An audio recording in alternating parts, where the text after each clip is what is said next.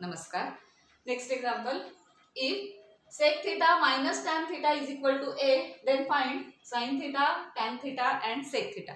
So या तीन रेशोच्या व्हॅल्यूज फाइंड आउट करायच्या आहेत. Given that only one equation, एक इक्वेशन फक्त आपल्याला इथे दिलेलं आहे, त्याच्यावरून त्या व्हॅल्यूज फाइंड आउट करायच्या आहेत. तर इक्वेशन काय आहे? Sec theta minus tan theta is equal to A. So sec आणि टॅन साठी आपण रिलेटेड टू साइन आणि कॉस असे रेशो आपण यूज करू शकतो. इथे लिनियर इक्वेशन आहे, नुसतं लिनियर इक्वेशन ठेवून आपल्याला ह्या व्हॅल्यूज काढता येतील असं वाटत नाही. प्लस त्या जे काही इक्वेशन दिले आहेत त्याच्यात सुद्धा रिअल व्हॅल्यूज कुठेही दिलेल्या नाहीयेत, त्यामुळे हे जे रेशोज काढायचे त्यांच्या रिअल व्हॅल्यूज आपल्याला काढता येणार नाहीत.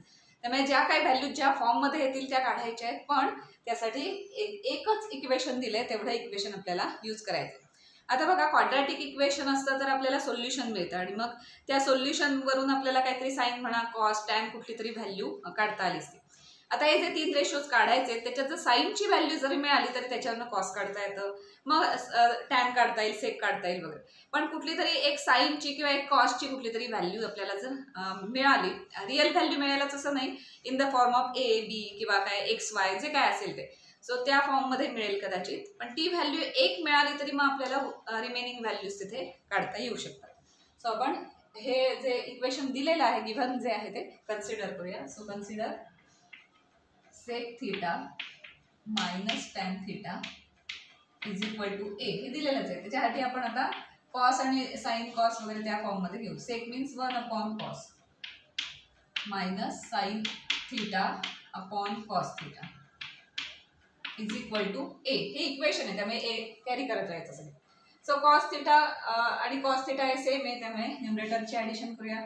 That implies 1 minus sine theta upon cos theta is equal to a. हा कॉस थीटा आपण इकडे ट्रान्सफर करूया. So that implies 1 minus sine theta is equal to a cos theta. अजूनही हे लिनियर इक्वेशनच आहे.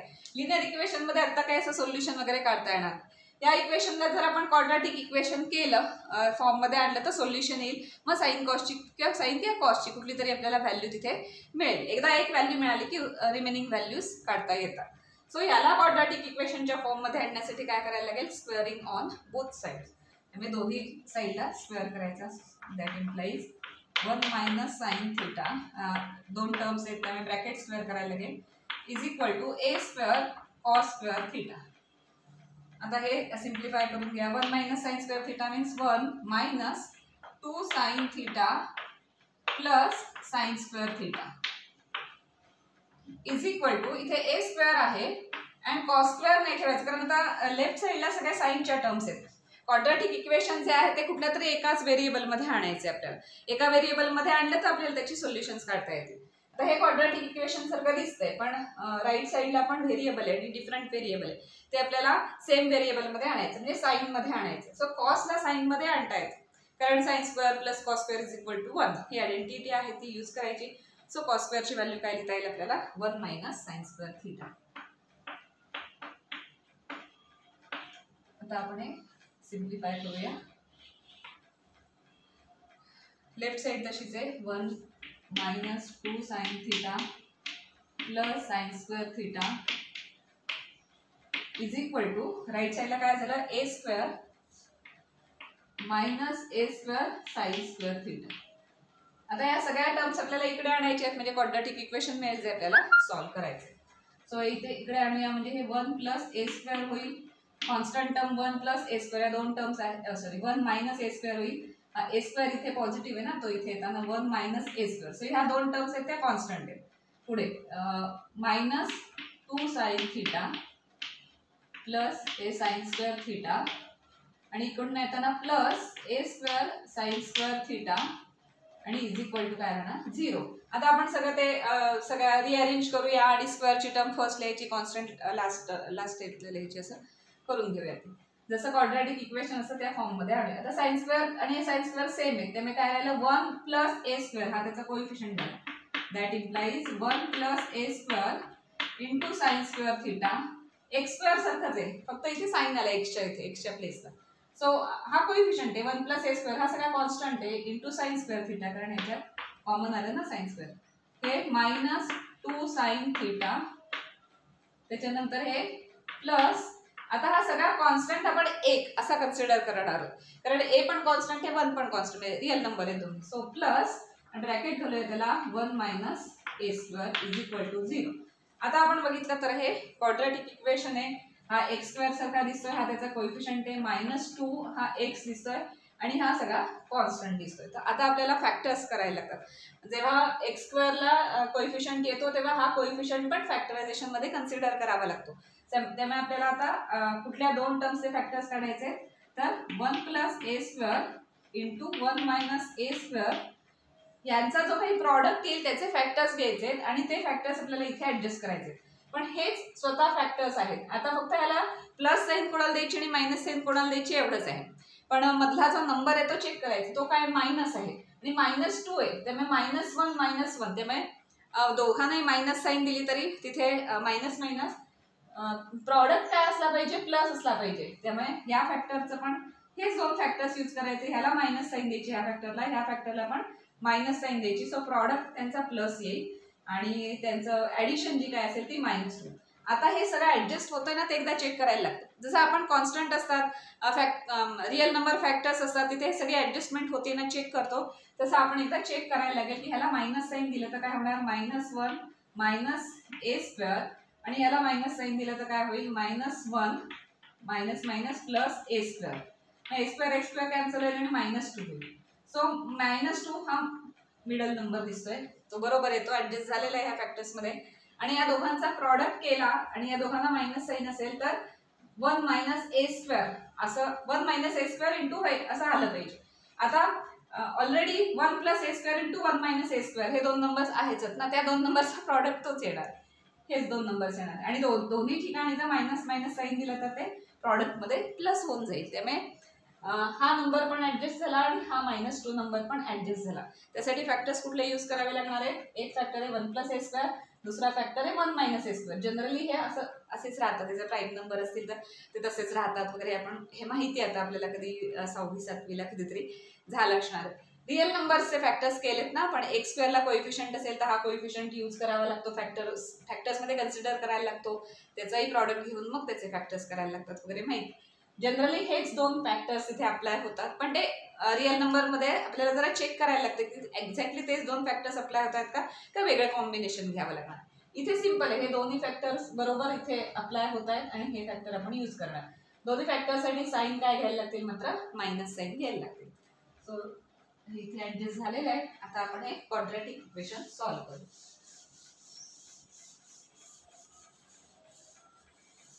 सो कसं लिहितो आपण, coefficient into x square, so 1 plus a square into sine square आणि हे फॅक्टर्स ऍडजस्ट करायचे, दोघांनाही मायनस साईन द्यायचे. So minus first factor is 1 plus a square आणि एक्स देतो ना, जो काही एक्स इथे असेल तो म्हणजे साइन एक्स, साइन एक्स लिहिलंय का इथे चुकून, साइन थिटा घेतलंय ना आपण सगळीकडे, अँगल जो घेतलाय तो सगळीकडे सेम ठेवायचा, चुकून तिथे एक्स अँगल लिहिला गेला, इथे सगळीकडे साइन थिटा ना, थिटाच. So 1 plus a square into काय असणार आहे, साइन थिटा. आपण एक्स देतो ना दोन्हीना, त्याच्यानंतर दुसऱ्या फॅक्टरला पण मायनस साईन असेल, दुसरा फॅक्टर आहे 1 minus a square into sine theta आणि last number is plus 1 minus a square is equal to 0. So आपण हे एक्सपांड केलेलं आहे.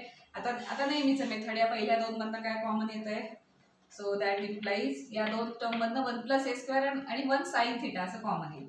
So 1 plus a square common आलं, 1 साइन थिटा कॉमन आलं, रिमेनिंग काय, इथे एक साइन थिटा आणि इथे एक मायनस साइन मध्ये आणि इथे काहीच नाही कॉमन म्हणजे वर्गमूळ. आता ह्या दोन टर्म्स मधनं काय कॉमन येते बघूया. सपोज प्लस साइन बाहेर घेतलं तर 1 मायनस ए स्क्वेअर कॉमन येईल, पण प्लस साइन बाहेर घेतला तर साइनला मायनस येईल आणि प्लस 1 ला प्लस येईल. आपल्याला साइन थिटा -1 हाच फॅक्टर लागतो, त्यामुळे साइन घेताना मायनसच साइन कॉमन घेऊया. मायनस साइन कॉमन घेतल्यामुळे कॉमन टर्म्स काय काय आल्या, 1 minus a square he common आली इथे दोन्ही ठिकाणी आणि आता रिमेनिंग काय राहिलं, मायनस साइन बाहेर कॉमन घेतल्यामुळे इथे प्लस साइन थिटा राहिला आणि इथनं मायनस साइन गेल्यामुळे इथे -1 राहिले इज इक्वल टू 0. आता दोन्ही टर्म मध्ये ही टर्म म्हणजे हा ब्रॅकेट कॉमन दिसतोय, सो दॅट इम्प्लाइज जे आपण एक्स स्क्वेअर प्लस बी एक्स प्लस सी साठी करतो ना तेच केलंय. एक्स स्क्वेअरच्या प्लेसमध्ये इथे sign square theta, sine theta वगैरे असं ते आलेलं आहे तेवढंच फक्त. आणि जे कोइफिशियंट असतात ते 2, 3, 5 वगैरे ह्याच्याऐवजी 1 plus a square, 1 minus a square वगैरे एवढंच आलंय. थोडंसं लेंदी आहे पण सिम्पलच आहे. आता काय साइन थिटा -1 हा एक फॅक्टर झाला इंटू सेकंड फॅक्टर म्हणजे अनकॉमन टर्म्स आहे 1 plus a square into sine theta minus sine मध्ये आणि हे 1 मायनस ए स्क्वेअर हे अनकॉमन टर्म झाले इज इक्वल टू 0. सो दोन फॅक्टर्स आपल्याला मिळेल. एक फॅक्टर हा आहे आणि एक फॅक्टर हा आहे. त्याच्यावरनं एका साइन थिटाची व्हॅल्यू काढता येईल आणि ह्या दुसऱ्या फॅक्टरवरनं अजून एक साइन थिटाची व्हॅल्यू काढता येईल. कदाचित ते दोन्ही साइन थिटाच्या व्हॅल्यू करेक्ट असतील किंवा एखादी जर व्हायबल नसेल तर आपल्याला फक्त ती दुसरी कन्सिडर करावी लागेल. आता आपण दोन्ही काढून बघूया व्हॅल्यूज काय येतात त्यातली कुठली चालणार आहे कुठली नाही चालणार आहे हे लक्षात येईल.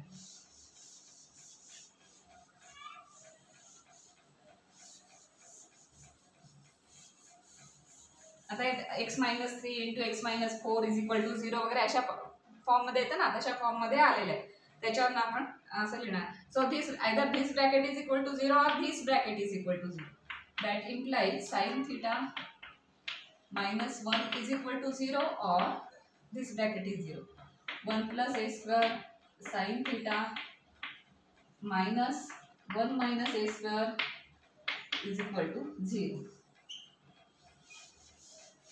आता दोन साइनच्या व्हॅल्यूज मिळणार आहेत ते आपण बघूया काय. त्याच्यावरनं काय आलं. सो दॅट इज सिम्पल आहे. 1 तिकडे ट्रान्सफर केलं की sine theta is equal to 1 ही एक व्हॅल्यू येईल ही कन्सिडर करता येईल. और त्याच्यावरनं साइन थिटा काय येतोय बघूया. 1 plus a square sine theta is equal to हे तिकडे ट्रान्सफर करूया म्हणजे 1 मायनस ए स्क्वेअर प्लस झालं नाही plus. That implies sine theta is equal to 1 minus a square upon 1 plus कारण हा ब्रॅकेट इथे आणणार ना. सो साइन थिटाच्या दोन व्हॅल्यूज मिळाल्या. साइन थिटाची एक व्हॅल्यू आहे 1 अँड सेकंड व्हॅल्यू आहे 1 minus a square upon 1 plus a square. त्याच्यावर एकदा साइन मिळालं की कॉस मिळालं की टॅन सेक सगळे काढता येतील. त्यामुळे आता आपलं हे जवळजवळ सॉल्व्ह झालेलं आहे. त्या सगळ्या उरलेल्या व्हॅल्यूज पण आपण काढू शकतो. फक्त आता ह्या दोन व्हॅल्यूज मधली कुठली व्हॅल्यू घ्यायची का दोन्ही चालतील हे आपल्याला चेक करावं लागेल. फर्स्ट आपण याचं चेक करूया साइन थिटाचं sine theta is equal to 1 ह्या व्हॅल्यूचं चेक करूया. याच्यानं कॉस काढायचा आला तर कसं येणार. Sine square theta plus cos square theta is equal to 1. Sine थिटाची व्हॅल्यू 1 घातली so 1 square 1 plus cos square theta is equal to 1. So cos square theta is equal to 0 that implies cos theta is equal to 0. So consider केली आपण sine theta is equal to 1 तर cos theta 0 येते. आणि values कशाच्या काढायच्या tan आणि सेकच्या.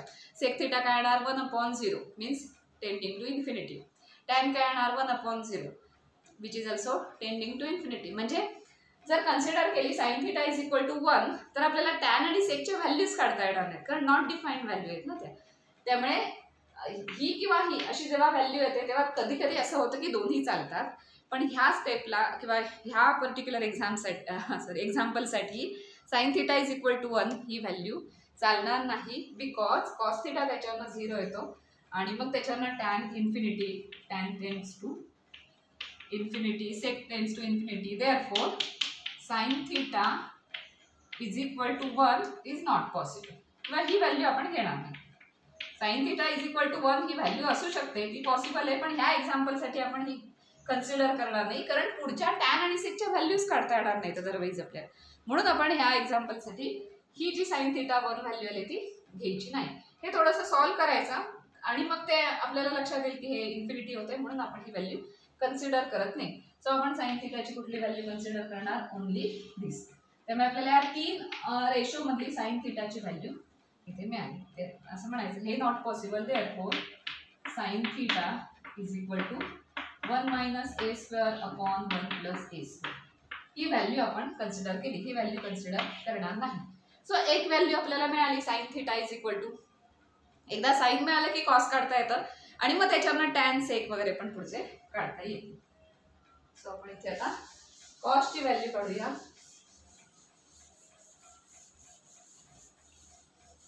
इथे आधी लिहून ठेवूया साइनची व्हॅल्यू काय आली. Sine theta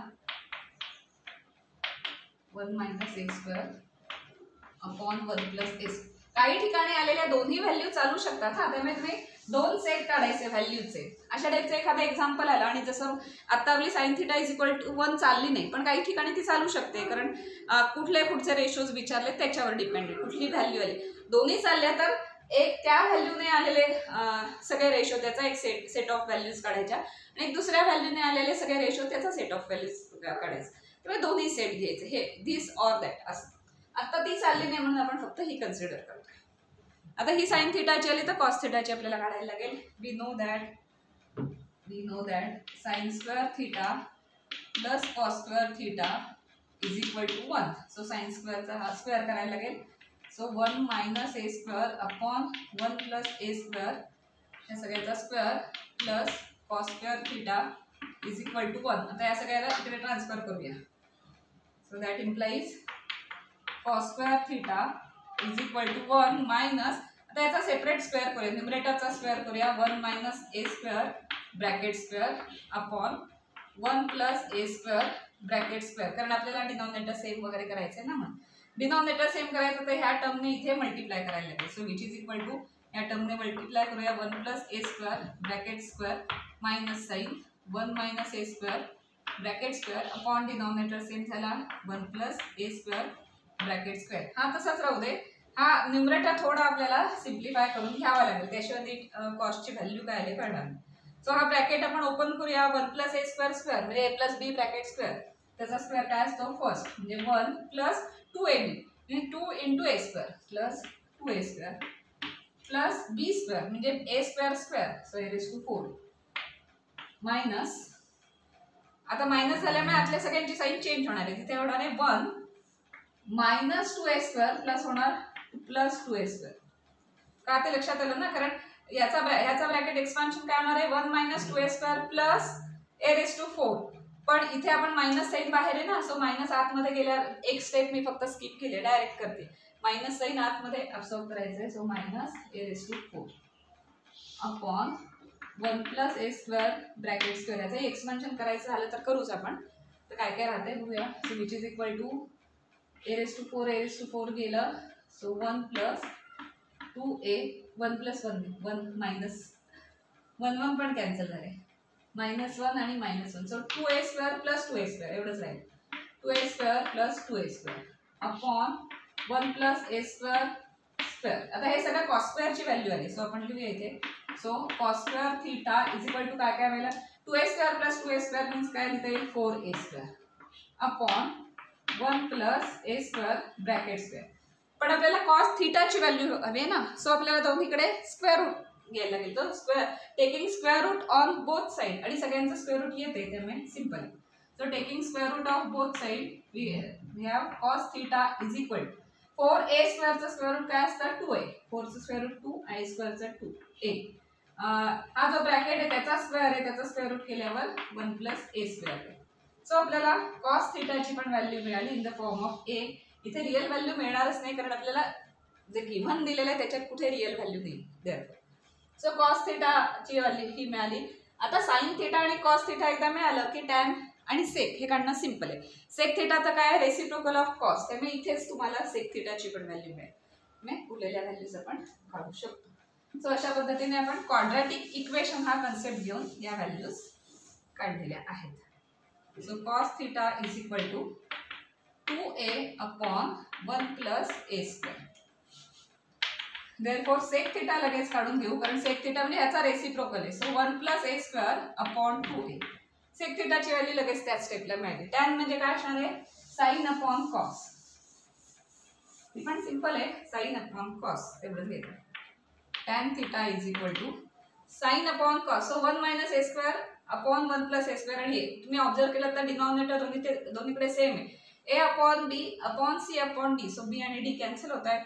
so 1 minus a square न्यूमरेटरमध्ये आणि हा डिनॉमिनेटरमध्ये 2a असं इथे राहील.